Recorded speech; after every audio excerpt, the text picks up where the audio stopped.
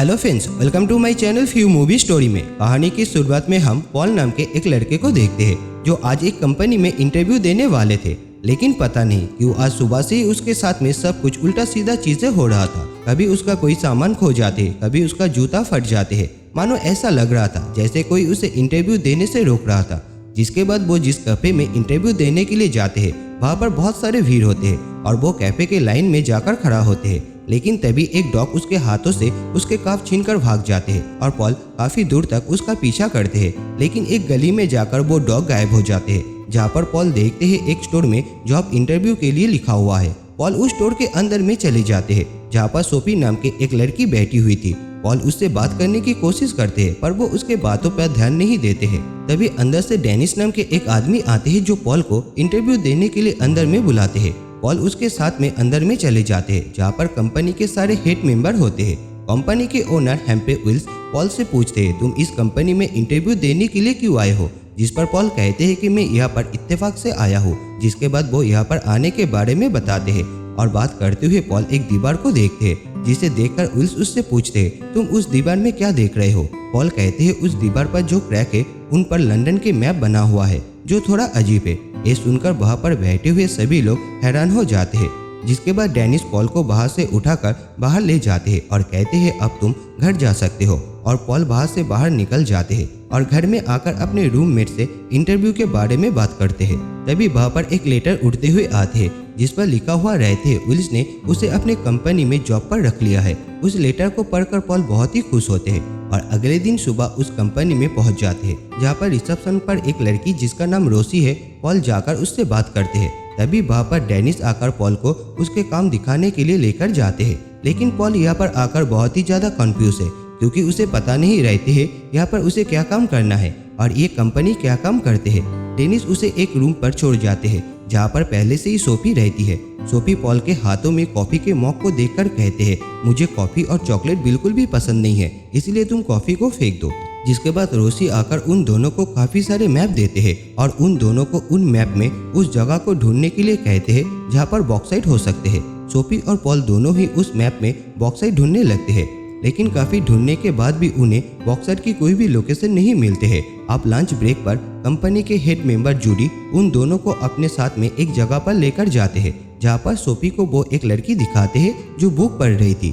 Judy Sophie से कहते हैं, तुम्हें यहाँ पर खड़ी होकर उस लड़की के बुक और उसकी माइंड को पढ़ना होगा और जब उस बुक के मेन कैरेक्टर पानी में गिर जाए तब मुझे बता देना। जिस पर सोफी कहते हैं, इतने दूर से उस बुक को मैं कैसे पढ़ पाऊंगी? जिस पर जूडी उसे भरोसा दिलाते हुए कहते हैं, तुम ये कर लोगी। जिसके बाद जूडी खुद उस लड़की के सामने में जाकर बैठ जाती है और थोड़ी देर के बाद वहाँ पर एक लड़का आकर बैठ जाते हैं और काफी ध्यान लगाने के बाद सोफी उस लड़की के दिमाग को साफ पढ़ने लगती है और जैसे ही बुक के मेन कैरेक्टर पानी में गिरते हैं वो जूडी को बता देती है। तभी जूडी उस बैठे हुए लड़के को पानी में गिरा देते हैं और वो लड़की जो बुक पढ़ रही थी वो आकर उस लड़के को उठाते हैं और दोनों के बीच में दोस्ती हो जाते हैं। ये सब कुछ हो जाने के बाद जूडी उन दोनों को बताते हैं कि वो को एक्सीडेंट डिपार्टमेंट में काम करती है और इसी के साथ में वो सोफी को बताते हैं कि तुम किसी का भी माइंड पढ़ सकती हो और इसीलिए तुम्हें इस कंपनी में रखा गया है और आज के बाद से तुम मेरे डिपार्टमेंट में काम करोगी। इसके बाद वो पॉल और सोफी को अपने साथ बाहर से लेकर चली जाती है।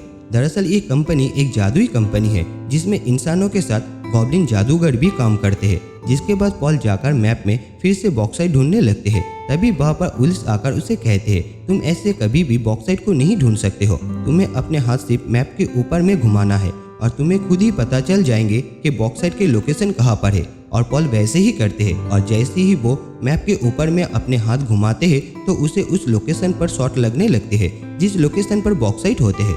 जिसके बाद विल्स पॉल को अपने साथ में ऑफिस में ले जाते हैं जहाँ पर वो उसे बताते हैं कि तुम्हारे अंदर में एक ऐसी खास पावर है जिसके मदद से तुम ऐसी चीजों को ढूंढ सकते हो जिसे कोई और नहीं देख सकते हैं। जिसके बाद वो अपने बारे में बताते हैं कि जब मैं 12 साल का था तब उसके पिता ने उसे एक कॉन्ट्रैक्ट पेपर पर साइन करवाए थे जिस पर लिखा हुआ था, अगर मैं कभी भी उन्हें धोखा दिया तो मेरे सोल उनके पास में कैद हो जाएंगे, पर मैं अब आज़ाद हूँ। जिसके बाद वो पॉल को एक पोर्टेबल डोर को ढूंढने को कहते हैं जो बहुत ही खास है क्योंकि उस डोर के मदद से हम जहाँ चाहे वहाँ जा सकते हैं और वो डोर इस बिल्डिंग में ही कहीं पर छुपा हुआ है जिसे मैं ढूंढ नहीं सकता, सिर्फ तुम ही उसे ढूंढ सकते हो और इसीलिए तुम यहाँ पर हो और ये ध्यान रखना इस बात को किसी को पता ना चले। जिसके बाद पॉल उस पोर्टेबल डोर को बिल्डिंग में हर जगह पर ढूंढने लग जाते हैं और डोर को ढूंढते ढूंढते एक बेसमेंट में चले जाते हैं। इससे पहले कि वो बेसमेंट में कुछ ढूंढ पाते तभी वहाँ पर डेनिस आ जाते हैं और पॉल को कहते हैं तुम्हें यहाँ पर नहीं आना चाहिए था, तुम फौरन यहाँ से चले जाओ और दोबारा यहाँ पर मत आना। दूसरी तरफ सोफी जोडी के साथ में को एक्सीडेंट डिपार्टमेंट में काम कर रही होती है, लेकिन उसे अपने अंदर कुछ ठीक नहीं लग रहा था। उसे लग रहा था कोई उसका मन को कंट्रोल कर रहा है, इसीलिए वो जूडी से जॉब को छोड़ने के बारे में बात करते हैं। पर जूडी उसे कहते हैं कि तुम ऐसा नहीं कर सकते क्योंकि तुमने एक कॉन्ट्रैक्ट पेपर पर साइन किया है। तभी वहाँ पर पॉल आ जाते हैं जो सोफी को अपने साथ में नीचे ले जाते हैं और सोफी नीचे आकर चॉकलेट को खाने लगती है, जिसे देखकर पॉल उसे कहते हैं तुम्हें तो चॉकलेट और कॉफी बिल्कुल भी पसंद नहीं था। जिसे सुनकर सोफी उसे कहते हैं कल तक पसंद नहीं था पर आज मुझे ये चॉकलेट अच्छे लग रहे हैं। लेकिन कुछ समय के बाद उसे फिर से चॉकलेट बुरी लगने लगती है, जिसके बाद पॉल उसे अपने साथ बार में ड्रिंक्स करवाने के लिए ले जाते हैं, जहाँ पर सोफी उसे कहते हैं पता नहीं मेरे साथ में ये क्या हो रहा है जो मुझे समझ में नहीं आ रहा है। जिसके बाद वो पॉल को कहते हैं जूडी बता रहा था उल्स ने काफी समय पहले अपने डैड जॉन उल्स को कहीं गायब कर दिया है और अभी तक उसके बारे में किसी को भी पता नहीं चला कि वो कहाँ पर है। शायद उल्स और डेनिस मिलकर कंपनी में कुछ करने की कोशिश कर रहा है। इसके बाद अगले दिन पॉल डोर को ढूंढते ढूंढते फिर से उस बेसमेंट में चले जाते हैं, जहाँ पर जाने से डेनिस उसे मना किया था। तभी उसके नज़र सामने की दीवार में पड़ती है और वो अपने पावर से समझ जाते हैं ये कोई दीवार नहीं बल्कि भ्रम है और वो उस दीवार के अंदर में चले जाते हैं जो एक गॉब्लिन जादूगर के कमरे होते हैं। पॉल को वहाँ पर काफी अजीबोगरीब चीज देखने को मिलते हैं और साथ में पॉल को वहाँ पर जमीन पर पड़े हुए एक स्टेपलर को भी देखते हैं। पर जब वो अपने पावर से उस स्टेपलर को देखते तो उसे पता चलता है कि वो कोई स्टेपलर नहीं है, असल में वो एक गॉब्लिन है। पॉल वहाँ पर अपने पावर को इस्तेमाल करके उस पोर्टेबल डोर को भी ढूंढ लेते हैं जिसे ओएल ने उसे ढूंढने के लिए कहा था और पॉल गलती से डोर को इस्तेमाल करके ऑफिस के अंदर में चले आते हैं और तभी वो पोर्टेबल डोर एक टॉवल में बदल जाते हैं और वहाँ पर कंपनी के एक मीटिंग चल रहा था और पॉल चुपके से उनके बात सुनने लगते हैं और उसे पता चलता है कंपनी के ओनर उल्स यहाँ पर वर्कर के ऊपर में एक एक्सपेरिमेंट कर रही है। वो उन लोगों को अपने हिसाब से मैनिपुलेट करके उनकी सोच, उनकी पसंद और उनकी नफरत इन सभी चीज़ों को बदलने की कोशिश कर रहा है और अगर उसका एक्सपेरिमेंट कामयाब हो गए तो वो सभी इंसानों को अपने हिसाब से चला सकते हैं। और इस एक्सपेरिमेंट के सबसे पहले इंसान सोफी है और सोफी से एक कॉन्ट्रैक्ट पेपर पर साइन करवाए थे जिसके वजह से वो सोफी के माइंड को कंट्रोल कर पाते हैं। यही कारण था कि सोफी को अपने अंदर में कुछ अजीब सा लग रहा था और ये बात जानकर पॉल वहाँ से निकलने की कोशिश करते पर उसे वो दरवाजा दिखाई नहीं देते हैं। तभी उसके नज़र वहाँ पर पड़े हुए एक टॉवल के ऊपर में जाते हैं और उसके ऊपर में लिखा हुआ इंस्ट्रक्शन को पढ़ते हैं जिस पर लिखा हुआ था डोर को ओपन करने के लिए तुम्हें 2 बार नॉक नॉक कहना होगा और उस जगह का नाम लेना होगा जहाँ पर तुम जाना चाहते हो। पॉल बिल्कुल ऐसा ही करते हैं और उस डोर के मदद से सुपरमार्केट के फ्रिज में पहुँच जाते हैं और वो जल्दी से बाहर से निकलकर सोफी के पास में पहुँचते हैं और उसे सारी बात बताते हैं जिसके साथ में वो उस डोर के बारे में भी बताते हैं और डोर को देखकर सोफी बहुत ही खुश हो जाते हैं और पॉल उसे कहते हैं कि इसके मदद से हम दुनिया के किसी भी कोने में जा सकते हैं। जिसे सुनकर सोफी कहते हैं क्यों न कुछ दिनों के लिए इन सभी बातों को भूलकर दुनिया घूमने चले, जिस पर पॉल राजी हो जाते हैं और वो दोनों एक साथ में मिलकर पहले पिरामिड, बाद में माउंटेन और उसके बाद बीच पर जाते हैं जहाँ पर सनसेट को देखते हुए वो दोनों काफी करीब आ जाते हैं। जिसके बाद पॉल सोफी से पूछते हैं क्या तुम किसी कॉन्ट्रैक्ट पेपर पर साइन किए थे, क्योंकि मैंने तो नहीं किया था। जिस पर सोफी कहते हैं कि उसने कंपनी में फास्ट ट्रेनिंग प्रोग्राम के एक कॉन्ट्रैक्ट पेपर पर साइन किए हैं, शायद उसी कॉन्ट्रैक्ट पेपर के वजह से मेरे साथ में उल्टा सीधा चीज हो रही है। जिस पर पॉल कहते हैं इस कंपनी से बाहर निकलने के लिए हमें उस कॉन्ट्रैक्ट पेपर को ढूंढना होगा। जिसके बाद पॉल और सोफी कॉन्ट्रैक्ट पेपर को ढूंढने के लिए उस डोर को इस्तेमाल करके कंपनी के अंदर में पहुंच जाते हैं, जहां पर उन दोनों को कंपनी में काम करने वाले एक आदमी के कॉन्ट्रैक्ट पेपर मिलते हैं, जिससे पॉल और सोफी को ये पता चलता है कि उल्स इंसान के सोल को चुराते हैं और इंसान के सोल को कंट्रोल करने के लिए उस इंसान के कॉन्ट्रैक्ट पेपर को बैंक ऑफ डेथ में जमा करते हैं। इसी के साथ में सोफी को अब पता चल जाते हैं कि उसने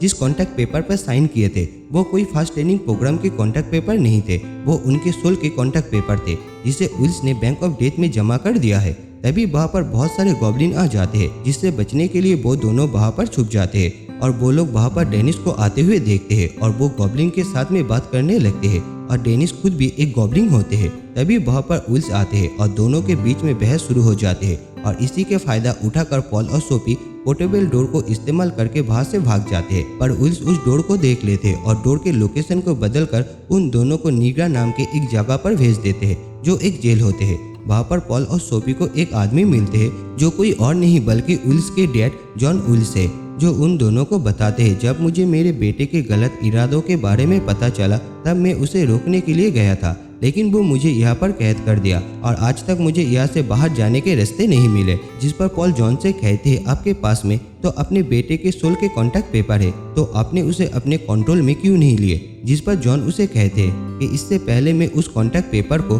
बैंक ऑफ डेथ में जमा कर पाते, इससे पहले वो मुझे कैद कर लिया, लेकिन अगर तुम मुझे यहाँ से बाहर निकल सकते हो तो मैं उस कॉन्टैक्ट पेपर को बैंक ऑफ डेथ में जाकर जमा करके उसे रोक सकता हूँ। ये सुनकर पॉल अपने पावर को यूज करके यहाँ से बाहर जाने के दरवाजा ढूंढने लगते हैं और काफी मेहनत करने के बाद उसे आखिरकार बाहर जाने के दरवाजा मिल जाते हैं, जिसके मदद से वो सीधे विल्स के कंपनी में पहुंच जाते हैं, जहां पर जॉन उन दोनों को विल्स के कॉन्टैक्ट पेपर को बैंक ऑफ डेथ पर ले जाने के लिए कहते हैं और इसी के साथ में वो रोसी को अपने पति को लाने के लिए कहते हैं और खुद अपने बेटे के साथ में मिलने के लिए चले जाते हैं। विल्स अपनी डैड को देखकर चौंक जाते हैं, जिसके बाद उन दोनों के बीच में काफी डेंजर फाइट होते हैं। वो दोनों एक दूसरे के ऊपर में अपने पावर से हमला करते हैं। वहीं दूसरी तरफ पॉल और सोफी को बैंक ऑफ डेथ पर जाने से रोकने के लिए गॉब्लिन उनके ऊपर में हमला कर देते हैं, लेकिन तभी रोसी उस टिपलर को अपने साथ में लेकर आते हैं और उसे जॉन की तरफ फेंकते हैं, जिसे जॉन अपने पावर से उस टिपलर से गॉब्लिन को आजाद कर देते हैं। और वो गॉब्लिन यहाँ पर रहने वाले सभी गॉब्लिन के लीडर है,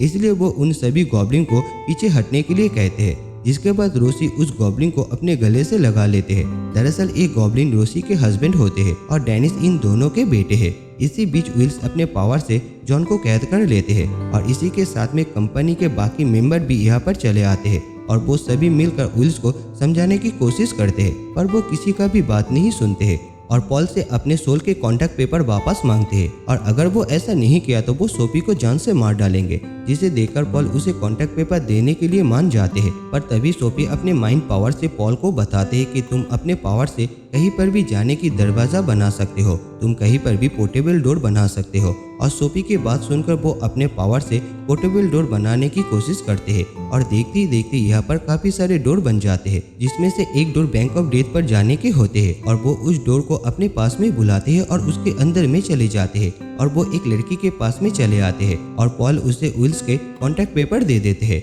जिसके बाद विल्स के सारे पावर चले जाते हैं और तभी जॉन उसे वहीं पर कैद कर देते हैं जहाँ पर वो खुद कैद थे। दूसरी तरफ पॉल भी एक डोर बनाकर वापस आ जाते हैं, जिसे देखकर सोफी उसे गले से लगा लेते हैं और पॉल बैंक ऑफ डेथ से सोफी के कॉन्टैक्ट पेपर वापस लाकर सोफी को दे देते हैं। दरअसल वो विल्स के सोल कॉन्टैक्ट पेपर के बदले में सोफी के सोल कॉन्टैक्ट पेपर को वापस लेकर आए थे, जिसके बाद जॉन फिर से अपने कंपनी के ओनर बन जाते हैं और पॉल और सोफी को कंपनी में काफी हायर पोस्ट में रख लेते हैं और इसी के साथ में ये कहानी यहाँ पर खत्म हो जाती है। आप लोगों को ये कहानी कैसे लगे प्लीज कमेंट करके जरूर बताना और साथ में चैनल को लाइक शेयर एंड सब्सक्राइब करना मत भूलना। Thank you.